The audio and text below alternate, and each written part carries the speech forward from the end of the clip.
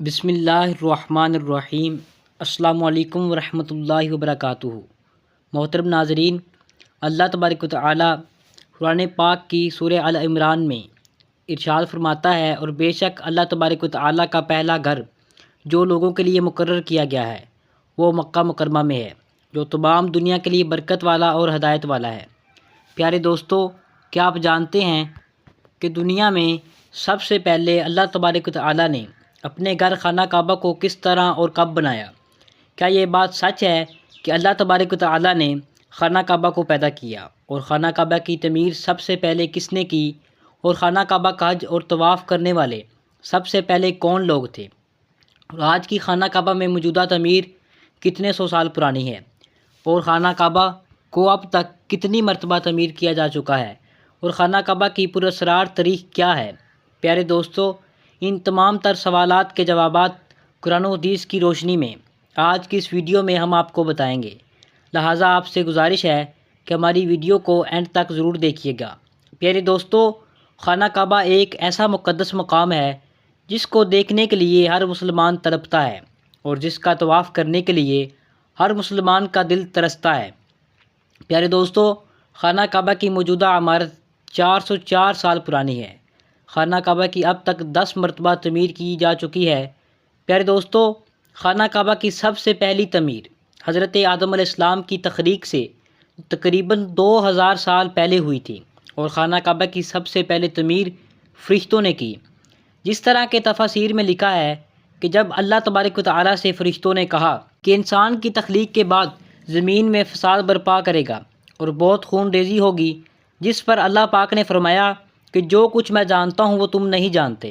فرشتے یہ گمان کرنے لگے اللہ تبارک و تعالیٰ ہم سے ناراض ہو گیا ہے، اور اس وقت فرشتے اللہ تبارک و تعالیٰ کو راضی کرنے کے لیے اللہ تبارک و تعالیٰ کے عرش کے نیچے طواف کرنے لگے اور اللہ پاک کی تسبیح بیان کرنے لگے، تو اللہ تبارک و تعالیٰ نے ان پر رحمت نازل فرمائی اور اپنے عرش کے نیچے خوبصورت اور حسن و جمال والا گھر تعمیر کیا، جو کہ 4 ستونوں پر قائم تھا، اور یہ گھر فرشتوں کے درمیان بیت المعمور کے نام سے متعارف ہوا۔ جس طرح کہ اللہ تبارک و تعالیٰ نے سورہ طور میں بیت المعمور کا ذکر فرمایا۔ پیارے دوستو، بیت المعمور فرشتوں کا وہ کعبہ ہے، اور یہ 7ویں آسمان میں عرش کے سامنے کعبہ شریف کے بالکل اوپر ہے۔ فرشتوں کے درمیان بیت المعمور کی ایسی ہی عزت و احترام ہے جیسے زمین پر کعبہ معظمہ کی عظمت و احترام ہے۔ یہ آسمان والوں کا وہ کعبہ ہے، اور ہر روز 70,000 فرشتے اس کا طواف کرتے ہیں اور نماز کے لیے حاضری دیتے ہیں۔ جو فرشتہ ایک بار بیت المعمور میں طواف کر لیتا ہے یا نماز پڑھ لیتا ہے، اس کے بعد دوبارہ اس کو کبھی موقع نہیں ملتا، بلکہ ہر روز نئے 70,000 فرشتے بیت المعمور میں حاضری دیتے ہیں اور اللہ تبارک و تعالیٰ کی عبادت کرتے ہیں۔ بخاری اور مسلم شریف کی حدیث مبارکہ ہے کہ حضور پاک صلی اللہ علیہ وسلم کو بھی بیت المعمور دکھایا گیا۔ پیارے دوستو، سب سے پہلے اللہ تبارک و تعالیٰ نے فرشتوں کے لیے کعبہ بنایا جس کو بیت المعمور کہا جاتا ہے، اور اس کے بعد اللہ تبارک و تعالیٰ نے فرشتوں کو حکم دیا کہ زمین پر بھی اس بیت المعمور کے مانند میرا گھر بناؤ، تاکہ جس طرح فرشتے بیت المعمور کا طواف کرتے ہیں اس طرح زمین پر میرے بندے اس گھر کا طواف کریں، میری عبادت کریں۔ چنانچہ فرشتوں نے اللہ تبارک و تعالیٰ کے حکم کی تعمیل کرتے ہوئے سب سے پہلے زمین پر بیت اللہ شریف کی تعمیر کی اور اس کا طواف شروع کیا۔ فرشتوں نے ہی سب سے پہلے خانہ کعبہ کا حج کیا اور طواف کیا۔ پیارے دوستو، خانہ کعبہ کی دوسری تعمیر اس وقت ہوئی جب اللہ تبارک و تعالیٰ نے حضرت آدم علیہ السلام کی تو تخلیق کرنے کے بعد زمین پر اتارا۔ اس طرح جب حضرت آدم علیہ السلام جنت سے زمین پر تشریف لائے تو حضرت آدم علیہ السلام نے اللہ تبارک و تعالیٰ کی بارگاہ میں عرض کی، یا رب العالمین، میں یہاں نہ تو ملائکہ کی تسبیح تکبیر سن سکتا ہوں اور نہ ہی کوئی عبادت گاہ دیکھتا ہوں، جیسا کہ آسمان میں بیت المعمور کو دیکھا کرتا تھا جس کے ارد گرد ہزاروں فرشتے طواف کیا کرتے تھے۔ حضرت آدم علیہ السلام کی یہ فریاد سن کر اللہ تبارک و تعالیٰ نے حضرت آدم علیہ السلام سے فرمایا کہ جاؤ، ہم نشان بتاتے ہیں، وہاں کعبہ بنا کر اس کے ارد گرد طواف بھی کر لیا کرو، اس کی طرف منہ کر کے نماز بھی ادا کرو۔ حضرت جبرائیل علیہ السلام کو اللہ تبارک و تعالیٰ نے حضرت آدم علیہ السلام کی رہبری کے لیے ان کے ساتھ بھیجا۔ چنانچہ حضرت جبرائیل علیہ السلام اللہ تبارک و تعالیٰ کے حکم کے مطابق حضرت آدم علیہ السلام کے ساتھ چل پڑے اور انہیں اس مقام پر لائے جہاں سے زمین بنی تھی، یعنی جس جگہ سب سے پہلے زمین کی جاگ پیدا ہوئی تھی اور پھر وہی جاگ پھیل کر پوری زمین بنی۔ اس مقام پر حضرت جبرائیل علیہ السلام نے اپنے پر کو زمین پر مارا، یعنی 7 زمینوں تک خانہ کعبہ کی بنیاد ڈال دی، جن بنیادوں کو فرشتوں نے 5 پہاڑوں کے پتھروں کی مدد سے بھرا اور ان بنیادوں پر چاروں طرف دیواریں کھڑی کر دی، اور ان 5 پہاڑوں میں کوہ لبنان، کوہ طور، کوہ جودی اور کوہ ہیرا وغیرہ بھی شامل تھے۔ اس طرح اس دوسری تعمیر میں حضرت جبرائیل علیہ السلام، حضرت آدم علیہ السلام اور حضرت اماں حوا رضی اللہ تعالی عنہ نے بھی شرکت کی۔ حضرت اماں حوا رضی اللہ تعالی عنہ مٹی اٹھا کر لاتی اور حضرت آدم علیہ السلام خانہ کعبہ کی تعمیر کرتے۔ جب خانہ کعبہ کی تعمیر کا کام مکمل ہو گیا تو پھر اللہ تبارک و تعالیٰ نے حضرت آدم علیہ السلام کو طواف کرنے کا حکم دیا اور ساتھ ہی فرمایا کہ آپ پہلے انسان ہیں اور یہ پہلا گھر ہے۔ پھر حضرت آدم علیہ السلام خانہ کعبہ کی طرف منہ کر کے نماز ادا کیا کرتے اور اللہ تبارک و تعالیٰ کی عبادت میں مشغول رہا کرتے۔ خانہ کعبہ کی تیسری تعمیر، پیارے دوستو، تعمیر آدم کے بعد وقت کے ساتھ ساتھ خانہ کعبہ کی دیواریں بھی کمزور ہونے لگیں، تو حضرت آدم علیہ السلام کے بیٹے حضرت شیش علیہ السلام نے مٹی اور پتھر سے خانہ کعبہ کو دوسری مرتبہ تعمیر کیا، جبکہ بعض مفسرین کا یہ کہنا ہے کہ حضرت شیش علیہ السلام نے صرف خانہ کعبہ کی مرمت کا کام کیا اور اس کی تعمیر نہیں کی۔ پیارے دوستو، اب بات کرتے ہیں خانہ کعبہ کی چوتھی تعمیر کے بارے میں۔ خانہ کعبہ کی چوتھی تعمیر اس وقت ہوئی جب اللہ تبارک و تعالیٰ نے حضرت نوح علیہ السلام کی قوم پر طوفان کا عذاب بھیجا۔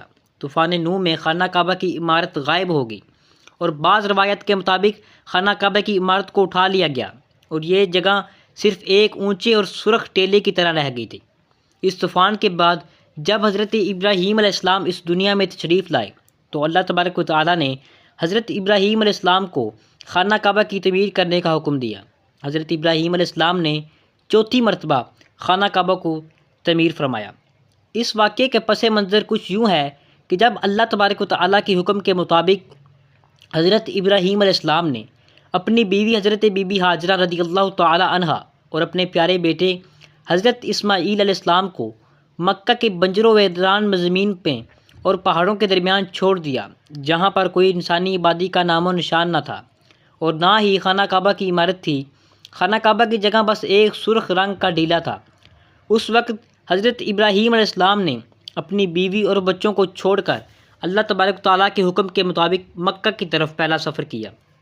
اس کے بعد جب دوسری دفعہ حضرت ابراہیم علیہ السلام اپنے خاندان سے ملنے کے لیے فلسطین سے مکہ آئے تو تب حضرت اسماعیل علیہ السلام کی قربانی کا کیا پیش آیا، اور تیسری بار جب حضرت ابراہیم علیہ السلام مکہ میں تشریف لائے تو حضرت اسماعیل علیہ السلام کی شادی ہوئی۔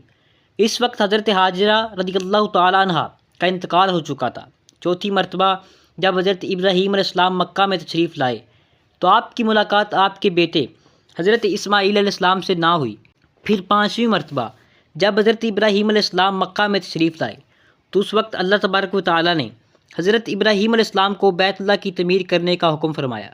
حضرت ابراہیم علیہ السلام نے حضرت اسماعیل علیہ السلام سے فرمایا کہ میرے بیٹے، اللہ تبارک و تعالیٰ نے مجھے حکم فرمایا ہے کہ میں اس گھر کی تعمیر کروں۔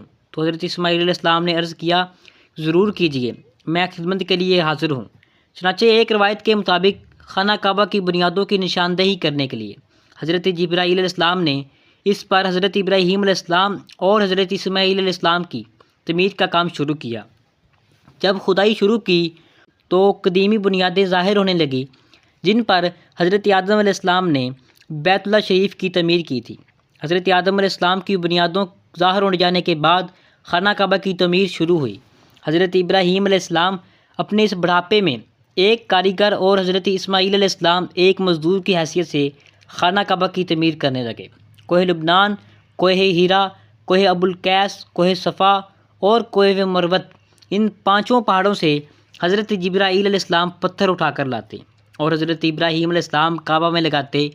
پھر حضرت جبرائیل علیہ السلام کی نشاندہی سے جبل ابی قبیس کے کنویں سے 2 پتھر ملے تو حضرت ابراہیم علیہ السلام نے ان پتھروں کو اٹھا کر لائے۔ ان میں سے ایک پتھر حجر اسود تھا اور دوسرا پتھر مقام ابراہیم کے نام سے مشہور ہوا۔ پیارے دوستو، مقام ابراہیم وہ مشہور پتھر ہے جس پر کھڑے ہو کر حضرت ابراہیم علیہ السلام نے کعبہ کی دیواریں بلند کی۔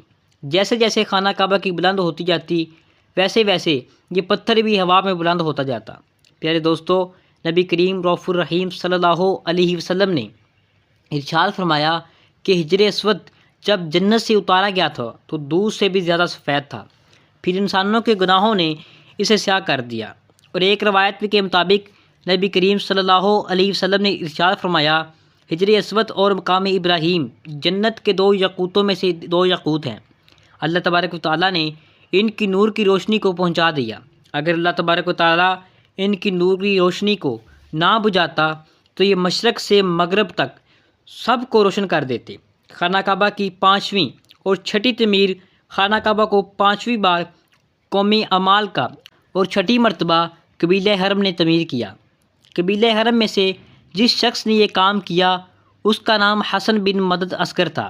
خانہ کعبہ کی 7ویں تعمیر، خانہ کعبہ کی 7ویں تعمیر کرنے والے نبی آخر الزماں حضرت محمد مصطفیٰ صلی اللہ علیہ وسلم کی پاک نسب میں سے ایک بزرگ ہیں جن کا نام حضرت کوسی بن کلاب تھا۔ انہوں نے خانہ کعبہ کی آج سر 9 تعمیر کی اور ایک بے مثال اس پر عمارت تعمیر کرائی۔ پیارے دوستو، خانہ کعبہ کی آخری تعمیر کی ضرورت اس وقت پڑی جب قبیلہ قریش کے سرداری کی دور میں ایک زبردست سیلاب آیا جس سے خانہ کعبہ کی دیوار بے حد کمزور ہو گئی، تو متفقہ فیصلے کی تحت خانہ کعبہ قبیلہ سے دوبارہ تعمیر کروایا، جس تعمیر میں نبی آخر الزماں حضرت محمد صلی اللہ علیہ وسلم کی ذاتی اقدس نے بھی شرکت فرمائی۔ لیکن اس وقت سرمایہ کم ہونے کی وجہ سے قریش کی تعمیر میں خامہ کو شامل نہیں کیا گیا تھا۔ خانہ کعبہ کی نامی تعمیر اس وقت ہوئی جب یزیدی فوجی کے سنگ بازی کی وجہ سے خانہ کعبہ کی دیواریں شکستہ ہو گئی، تو حضرت عبداللہ بن زبیر نے عدیم کعبہ جو کہ قریش کے تعمیر میں شامل نہیں کیا گیا تھا اس کو بھی شامل کر کے ابراہیمی پر خانہ کعبہ کو نئے سرے سے تعمیر فرمایا۔ خانہ کعبہ کی 10ویں تعمیر عبد الملک بن مروان کے نائب حجاج بن یوسف جو کہ ایک ظالم حکمران تھا، اس نے 74 ہجری میں پھر سے خانہ کعبہ قریش والی تعمیر کے مطابق بنوایا۔ اس کے دور کے بعد جب خلیفہ ہارون مسند پر بیٹھا تو اس نے خانہ کعبہ کو منہدم کرنے کا فیصلہ کیا اور حضرت عبداللہ بن زبیر کی تعمیر کے مطابق خانہ کعبہ کو تعمیر کرنا چاہا، لیکن امام ابو یوسف نے یہ کہہ کر اسے روک دیا۔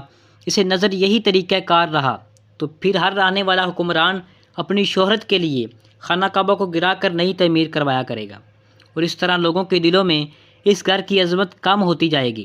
پھر 1040 ہجری میں سلطنت عثمانیہ کے سلطان مراد ابن احمد خان شار قسطنطنیہ نے حجر اسود والے رکن کے علاوہ ساری عمارت کی بنیاد کو بنیادی حجاج کے موافق تعمیر کروایا۔ اس تعمیر کا کام 6 ماہ کے اندر مکمل ہوا۔ اس نے خانہ کعبہ کے اندر سنگ مرمر کا پتھر لگایا اور نہایت ہی خوبصورت چھت بنوائی، اور باہر کی دیواریں سنگ خارا سے چونا میں چنی گئی، اور نہایت ہی نفیس اور ریشمی سیاہ رنگ کا پردہ خانہ کعبہ پر ڈالا گیا جس پر کلمہ طیبہ تحریر تھا اور سنہری لفظوں میں سلطان کا نام بھی لکھا ہوا تھا۔ اس طرح سلطنت عثمانیہ کے تعمیر کے بعد شاہ فہد بن عبدالعزیز نے سن 1417 کو بیت اللہ شریف کی تجدید کا کام شروع کیا، لہٰذا اس طرح خانہ کعبہ کی موجودہ عمارت کم و بیش 404 سال پرانی ہے، کیونکہ یہ عمارت 104 ہجری میں بنی اور اب 144 ہجری ہے۔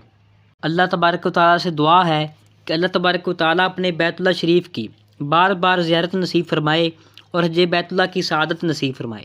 اور آپ سے گزارش ہے کہ اگر آپ نے ہمارے چینل کو سبسکرائب نہیں کیا تو ہمارے چینل کو سبسکرائب ضرور کر لیجئے گا، اور کمنٹ باکس میں اپنی رائے کا اظہار ضرور کیجئے گا۔ ملتے ہیں ایک نئی معلومات کے ساتھ، تب تک کے لیے اللہ حافظ۔